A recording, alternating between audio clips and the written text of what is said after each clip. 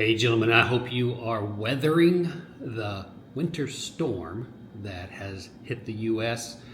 or is hitting the U.S. It's going to be pretty cold out there, temperatures in the zeros and negative temperatures. It's also going to make its way down to the Austin area. We're going to be below freezing, which, we do heat really well, but we're not accustomed to these winter storms that have been happening the last couple of years.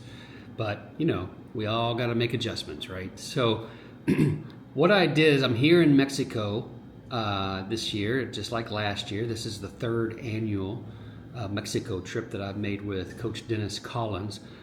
And this year, I actually made sure that my entire house was weathered and ready to go, that we had an ample stack of firewood, that the RV water tanks and batteries were up to snuff, and that the fuel tank was filled, and that the propane tank was filled, and that everything was taken care of.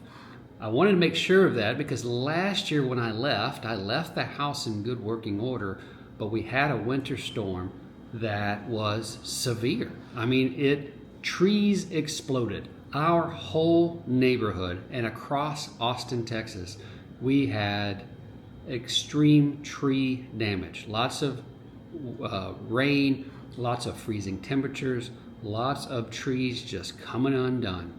And that meant that our family van got pummeled by limbs, caved in a portion of the roof, broke off the side mirror, broke the windshield. There were just all these things going on, and I was here in Mexico. There was not really a whole lot that I could do but kind of observe the thing from afar. And I made a series of missteps, and I did some things right. And I learned from all of that last year. One of the things that I didn't do was I didn't call my wife, right? I texted her, I checked in, I was like, hey, how's it going? But I didn't call in and give her an opportunity to tell me how she was feeling, hear my voice, reassurance, comforting, soothing, that sort of thing. By the time that I did, she was pretty worked up, felt pretty alone, even though she had all the resources that she needed, even though I called on some guys to go over and take the chainsaws and cut out the limbs and remove debris and things like that. It was just such an ordeal, and it was just so emotionally trying that she felt alone in it. And by the time that I finally got her on the phone and we talked, there was basically just an emotional dump where she needed to purge. She needed to share how she was feeling. And I held space for her. I didn't try to justify or defend. I didn't take it personally. I didn't try to tell her she shouldn't feel that way. I didn't try to fix it, right? I didn't need her to be different so that I could be okay. It was okay that she had feelings. I let her have her feelings. I listened, held space for her, and it was all good. This year, when I left, though, I made sure that I like I said, had firewood and everything's prepped, right? There's no shortage of resources. Now, there are some things that are beyond our control. The city, for some reason, has a hard time keeping the lights on our side of the street, right? We can look across the street and we can see neighbors with lights on and things like that. But for some reason, our block seems to lose power. And that's not a great thing. And so I called my wife up today and I said, hey, I just wanted to check in on you, see how you were doing, right? Let her hear my voice. And one of the things that I did is that I didn't tell her, not to worry. I didn't tell her that she shouldn't feel a certain way.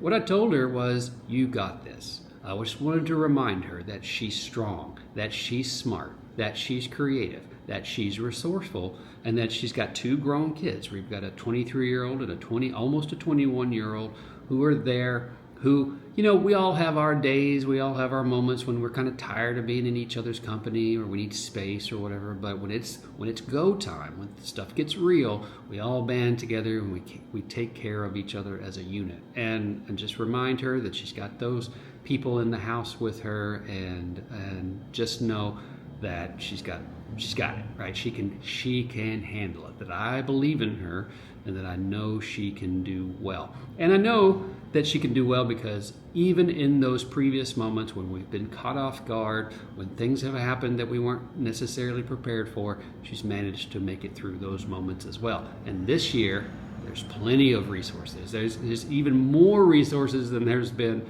in previous years. So we're all good. Everything's great. And I just wanted to make sure that she knew that, and to make sure that she knew that I knew that, right? That I have that faith and that trust in her. And here's the important point.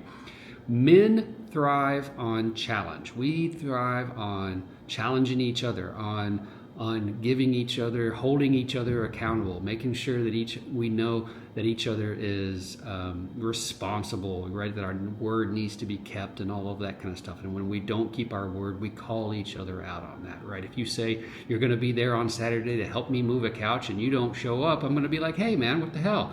You said you were going to show and you didn't. For a woman, she thrives on praise. She needs to hear you say, you got this. You're smart. You're creative. You're resourceful. I trust you. I know that you can do it. And she thrives on that. It actually lifts her up. It calls her, right? It actually encourages her to meet that place, to come to that place. And it reminds her within herself who she is, that she's got these abilities.